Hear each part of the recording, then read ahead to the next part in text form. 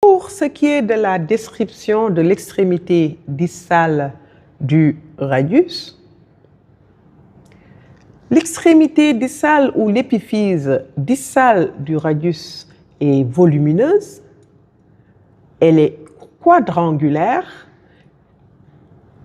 avec 5 faces, dont une face antérieure, une face postérieure, une face latérale, une face médiale, qui est là, et une face inférieure, que nous avons ici. Donc, face antérieure de l'extrémité distale ou épiphyse distale du radius, face postérieure, face latérale, face médiale et face inférieure, qui est là.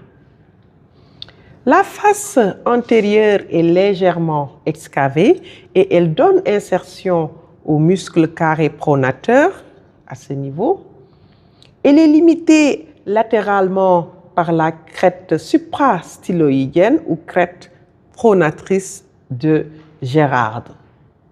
Donc, latéralement, nous avons sur cette crête, c'est quoi une crête? C'est une saillie osseuse qui est linéaire. La crête, elle est suprastyloïdienne, donc c'est au-dessus du processus styloïde radial et elle est anciennement appelée crête pronatrice de Gérard. La face latérale de cette épiphyse ou extrémité distale se prolonge par le processus styloïde que nous avons ici. Le processus styloïde radial a servi à la mise en place de l'os. Donc on avait dit que l'extrémité volumineuse qui présente une saillie, un prolongement saillant, le prolongement saillant est toujours dirigé en dehors. Donc là, sur la face latérale de l'épiphyse distale ou extrémité distale, nous avons le processus styloïde. Cette face est délimitée par 2 sillons longitudinaux antérieurs et postérieurs. Donc nous avons ici, nous avons là le processus styloïde. En avant, nous avons un sillon antérieur. En arrière, nous avons un sillon postérieur qui est là. Le sillon antérieur, il est là. Le sillon antérieur est parcouru par les tendons des muscles longs abducteurs du pouce et courts extenseurs du pouce. Au-dessus se trouve la terminaison du muscle brachio-radial.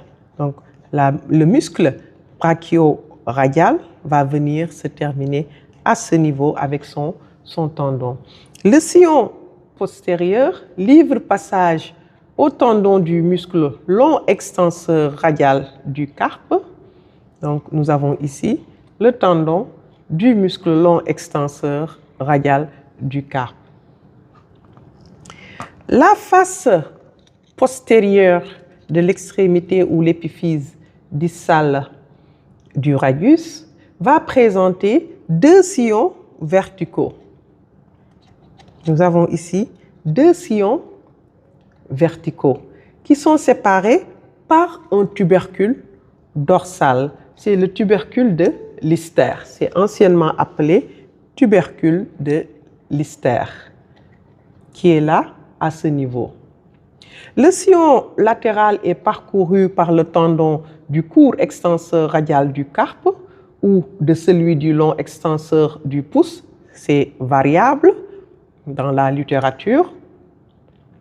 Le sillon médial, par contre, est parcouru par les tendons des extenseurs des droits, donc 3e, 4e et 5e, et de l'index. Le tubercule dorsal, anciennement appelé tubercule de Lister, il sert de poulie au long extenseur du pouce.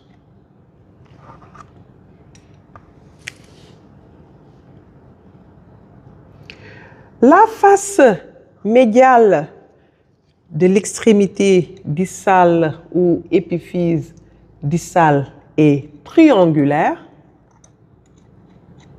Donc, elle est triangulaire. Elle est concave sagittalement et on y retrouve en haut l'insertion du muscle carré pronateur à ce niveau.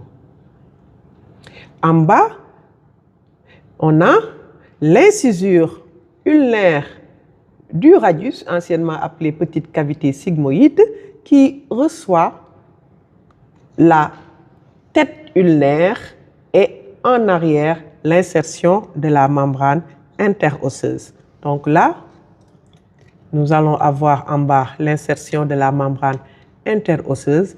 En avant ici, nous avons l'incisure ulnaire du radius qui va recevoir la tête de l'ulna. Donc l'incisure ulnaire du radius. En haut, nous avons l'insertion du carré pronateur.